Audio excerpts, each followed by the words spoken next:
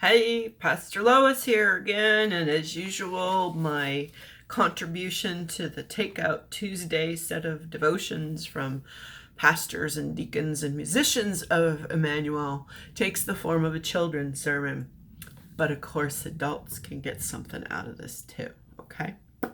All right, so I am inside in my office at home because not only is it thundering outside, so I don't want to be out there recording. But also, I'm still trying to finish my sermon for this Sunday. I'm recording this on Friday. And I'm writing a sermon for August 9th. I'm not going to proclaim it at Emmanuel. I'm going to be at Grace Lutheran Church in Tampa, which is my home congregation. Like Emmanuel probably is for you. Okay. But I'll see if I can share their Facebook recording of it to Emmanuel's Facebook page so that you can take a look at it if you want to. But what I want to talk to you about today is part of the gospel reading for August 9th. And it's from Matthew chapter 14. And this is one of two versions of a story where something's going wrong on a boat and Jesus fixes it. You know, the disciples are out there on the boat and something bad or scary happens. And in this version, Jesus is not on the boat. He had sent them ahead while he stayed back on shore to pray. And then he catches up with them by walking to them on the water. Walking on the water. All right. Wow. And from a distance, they don't recognize him. And so they get kind of scared and they think he's a ghost. But eventually he gets close enough that Peter recognizes him. And Jesus actually speaks to them and says, "Take heart, it is I, do not be afraid."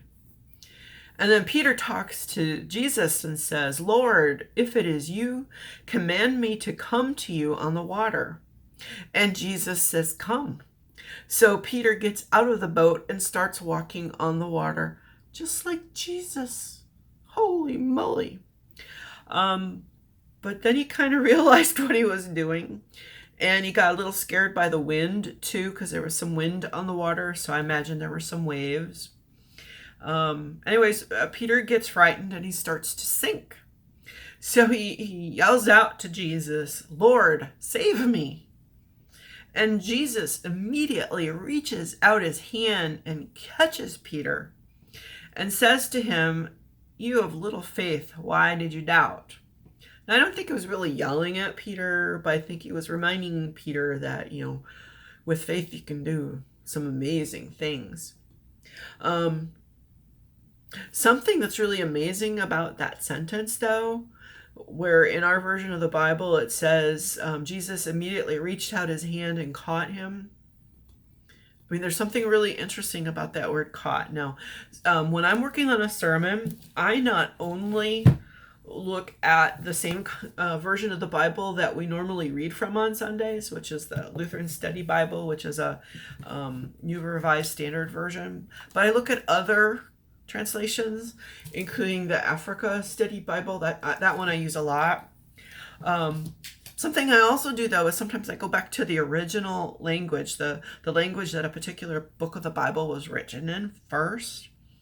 And in this case, the earliest complete version of the Gospel according to Matthew was in Greek. So I went back to the Greek and translated it directly to English.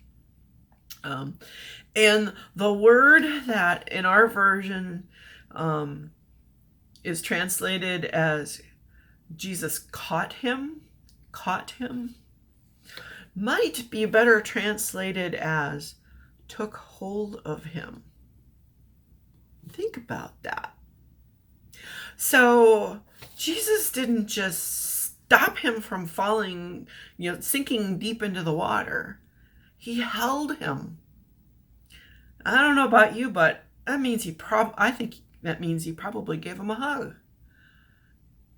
Isn't that a really neat thought that if you're afraid, maybe feel like you're sinking into something scary, that God is there as Jesus to hold on to you, to give you a hug. That to me is very good news. Amen? Take care.